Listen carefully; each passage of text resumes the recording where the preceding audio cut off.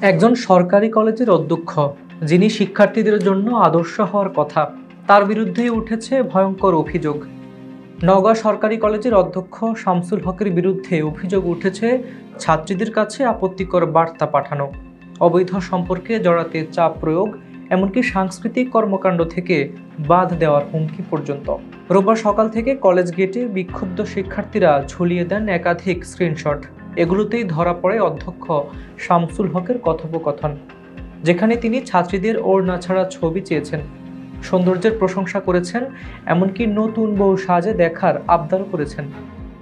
ভুক্তভোগী শিক্ষার্থী বলেন, ওই সময়ে বিএমসি মহিলা কলেজে পড়তাম, স্যার আমাকে ফেসবুকে অ্যাড করেন, এরপর স্টোরিতে ছবি দিলে বারবার অশ্লীল মন্তব্য করতেন। একদিন তিনি ওড়না ছাড়া ছবি চান, সঙ্গে সঙ্গে তাকে ব্লক করি এবং স্ক্রিনশটগুলো রেখে দিই। অন্য ভুক্তভোগী শিক্ষার্থী বলেন, কলেজে ইভেন্ট শেষে স্যার প্রায়ই ব্যক্তিগতভাবে দেখা করার প্রস্তাব দিতেন, আমি রাজি না হওয়ায় হঠাৎ সাংস্কৃতিক কর্মকাণ্ড থেকে আমাকে বাদ দেন, এমনকি টিসি দেওয়ার হুমকি দেন। অভিযোগের বিষয়ে জানতে একাধিকবার কল করা হলেও অধ্যক্ষ শামসুল হক সাড়া দেননি, এমনকি হোয়াটসঅ্যাপে সাংবাদিক পরিচয়ে মেসেজ পাঠানো হলেও কোনো উত্তর মেলেনি। শিক্ষা ও সমাজ বিশেষজ্ঞরা বলছেন, এ ধরনের ঘটনা কেবল শিক্ষা প্রতিষ্ঠানের পরিবেশকেই কলঙ্কিত করে না, বরং শিক্ষার্থীদের মানসিকভাবে ভেঙে দেয়। তাই অভিযোগ যাচাই করে দ্রুততম সময়ে কঠোর ব্যবস্থা নেওয়া প্রয়োজন।